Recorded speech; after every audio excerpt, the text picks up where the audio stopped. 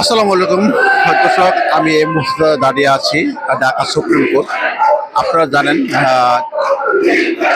এখানে দুটি প্যানেলের নির্বাচন হচ্ছে ঢাকা বার কাউন্সিলের। এখানে জামায়াত সমর্থিত প্রার্থীদের সবুজ প্যানেল এবং যারা বিএনপি সমর্থিত তাদের আছে নীল প্যানেল। তারা কিন্তু আপনার গতকাল বৃষ্টির হওয়ার কারণে বেশ একটা নির্বাচন ভোট দিতে পারেনি, অংশগ্রহণ করতে পারেনি অনেকেই। তো আজকে যেহেতু বৃষ্টি নেই, কোনো কিছু নেই, তো আজকে অনেকে ভোট দিতে দিয়ে তারা কিন্তু খুব আনন্দিত প্রকাশ করেছেন। এখানে কিন্তু নীল প্যানেলের যে একটা আশা প্রকাশ করছেন, তারা বলতেছেন তারা অবশ্যই নির্বাচনে বিজয় জয় করবেন। তারা কিন্তু উৎসবমুখর আয়োজনে যে তারা একটা মানে স্লোগান দিচ্ছেন।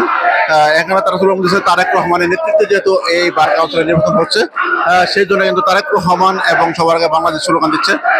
দেখতে পাচ্ছিলেন, সবারকে দেখানোর চেষ্টা সরাসরি একটু দেখানোর চেষ্টা করছিলাম।